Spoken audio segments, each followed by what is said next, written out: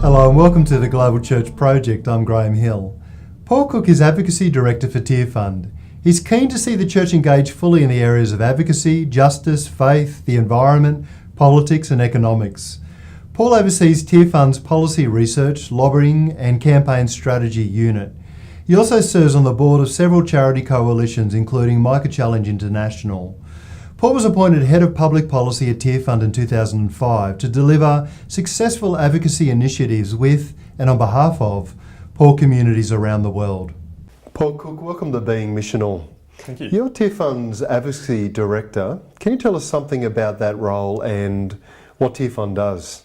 Yeah, so Tearfund is a Christian relief and development agency based in the UK, and it grew out of the Evangelical Alliance back in the late 1960s. So at that time there was the Biafra crisis in Nigeria, and lots of Christians saw this on their TV screens. They were very concerned, and they sent checks to the Evangelical Alliance to help respond. And they set up the Evangelical Alliance Relief Fund. So it quite quickly became separate from the Evangelical Alliance as Tearfund, but we retain very strong links with our evangelical heritage. And the way we work is particularly with local churches, so helping local churches to meet the poverty that's on their doorstep, whether it's in Africa, Asia or Latin America, but also helping local churches in the UK and other countries take their compassion and put it into action through giving and campaign action and prayer. And my own role as Advocacy Director is really saying, how do we, out of all of that, how do we take the policies that we see impacting poor communities very negatively and begin to transform them so they bring about real transformation for the poorest people in the world, lobby their governments in order to bring about change. What was your personal journey of getting involved in this kind of work? Well, when I was 17, I became a Christian, and about a year later, I was at a Christian youth festival in the UK called Soul Survivor, that some of your audience may have heard of. Yeah. And I heard a talk there that was all about poverty in the developing world and about injustice. And I guess up to that point, I lived quite an isolated, typical Western, well-off, middle-class kind of lifestyle, and I was rather ignorant of that whole world.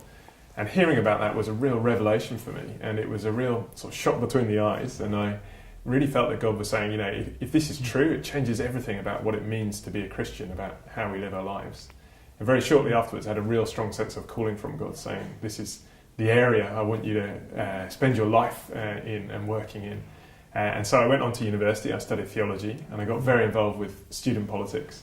And then I went out from there and began working with Christian NGOs, and a real sense of calling and passion about how to help the church find its voice, how to help Christians speak out to those in power in order to bring about real change at scale for the very poorest people in our world.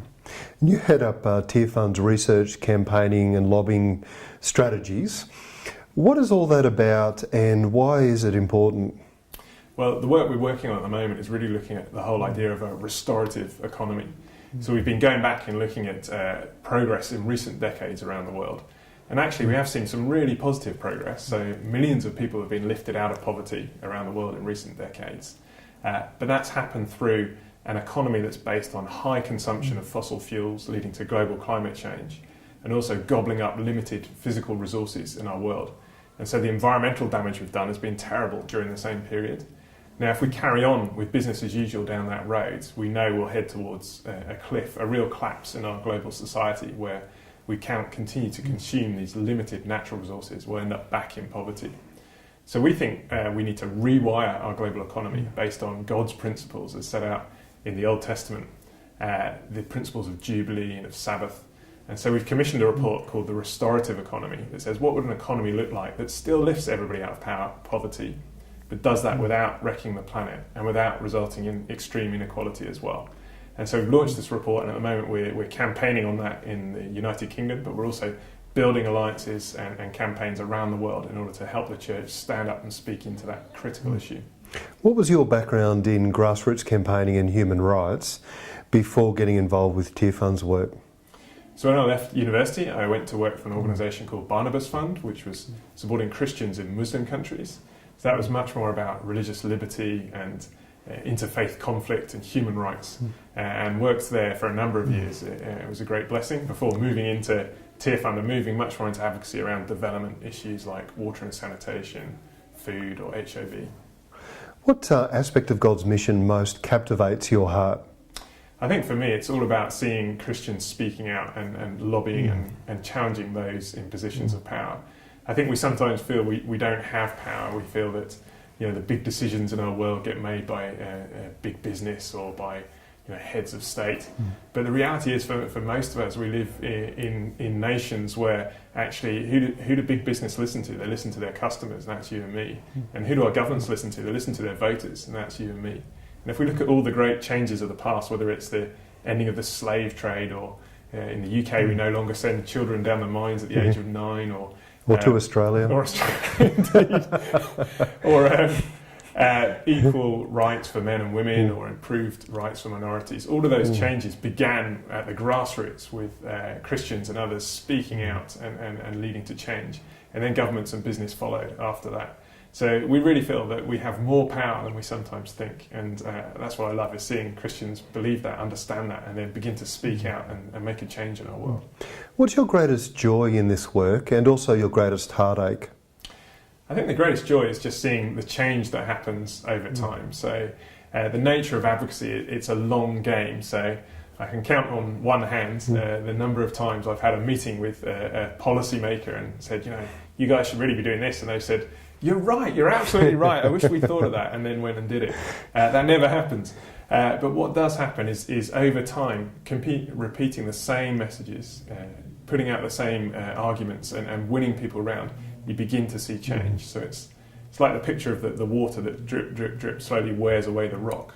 Over time we see huge change. So looking back, I always encourage us to look back and remember where we were 10 years ago or 5 years ago compared to where we are now, and then imagine where we may be in 5 or 10 years' time. And when you look back, you can see how far we've come and how far we can still go. So I guess that is both the greatest joy and the greatest challenge. It can be hard work, it can be frustrating, you have to persevere. But at the same time, you see, when you take the long view, you see how far we've come and how far we can still go. What do you think are some of the greatest challenges facing the church today?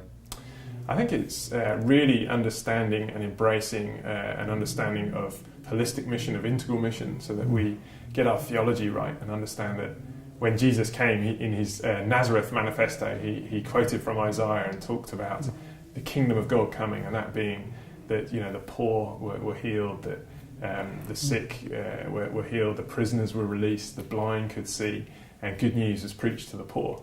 So a very holistic vision of what he thought he was here to do, and the transformation that he was rolling out. That all those broken relationships that were broken in the fall, between us and God, between us and each other, and between us and creation, begin to be restored through Jesus' death and resurrection.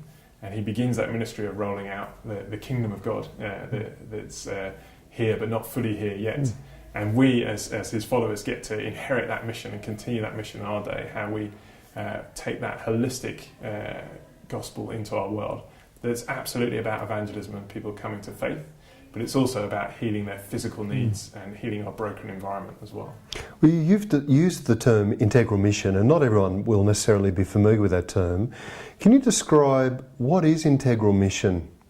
Well, for us, we think that integral mission is very much about both the spiritual preaching of the gospel and the meeting of people's physical needs, but also challenging unjust political structures and challenging our broken environment and bringing healing and restoration there. And when we look at Jesus, all those things are wrapped up together. So he doesn't 1 minute do evangelism and then flip into a different mode and then do some relief and development work and flip into another mode and then do some political challenging of the authorities. It's all wrapped up together. It's all about meeting the whole needs of the whole person. And so for me, that's how I understand integral mission, trying to do as Jesus did and meet the whole needs of the whole person. What role do you see Micah playing in God's mission today? I think Micah has a really important role as being one of the key places where Christian relief and development agencies from around the world can come together and where they can promote that message of integral mission and begin to put it into practice. And from my point of view as a real advocacy person, it's a global platform of Christians in some of the most key influential countries in our world who can speak out and challenge their governments in order to bring about real change. So I think Micah's got a great heritage, and I'm very excited about the future for it as well. You explored your journey into this kind of work, and there might be people watching this thinking, I really feel that God might be calling me into this kind of work as well. What sort of things should they consider, and what steps should they take as they explore this pathway. That's really exciting when God puts a calling in someone's heart. Lovely to see. I mean, I would just encourage people to really, set time aside to go and pray quietly and reflect and listen to what they feel God is saying to them. I think there's always useful to have a dose of common sense in that as well, that we can go on forever, always being unclear. So sort of time limit that period of listening would be my advice, and what I found works. My wife always helps me with a good dose of common sense on these kind of things. So listen to that. But then I think at the end of that, when you've got a clear sense of what might be right, do check it against the Bible, check it with other Christian friends, but then go for it would be my advice. And I think so often in the Bible we see that God picks people who we may feel we don't have the skills and the experience, we're not adequate, but let's read our Bibles. God is always picking people like that to go and do His work, so they do it in His strength.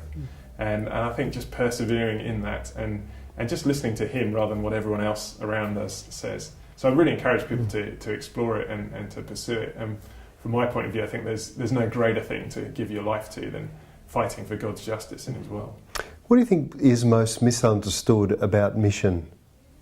I think in the past we've sometimes understood mission. There's been the social gospel that's just seen mission as a purely physical thing, a political manifesto. That's lost the spiritual heart of the gospel, the need to have a relationship with Jesus. And then opposite the social gospel, there's been a reaction to that said, well, actually anything physical, any meeting of immediate needs is a waste of time. We just got to focus on bringing people to know Jesus. And of course, both of those are wrong. We need to bring those back together and see that integrated approach. And that's very much the way Jesus did it. And actually, that's the way the church has done it for thousands of years when it's done it well. And I'm pleased that I think in our world today, we're really coming back into that place, and that's releasing real power in the church. Is there anything else you want to say to us today? I think just to encourage us that the church has got to speak into these issues of our day. So whether it's poverty or the environmental crisis or injustice or conflict, if Christians sit out those debates, if Christians stay silent in that, then what kind of witness is that sending to our world, that we are irrelevant, that we have nothing to say to the big problems of our day? And actually, if we read our Bible, there's so much there. God has so much to say into that. So I'd really encourage us to kind of go back to that and to find our voice and speak that stuff out, because it will really lead to real change in our life and make a difference for millions of people. And it will also be an incredible witness to our living God and the faith we have. Paul Cook, thank you for joining us at Being Missional. Thank you very much. The Global Church Project is located at www.theglobalchurchproject.com. On our website, you'll find a wide range of interviews and resources for colleges, universities and churches. I look forward to your company next time. From me, goodbye.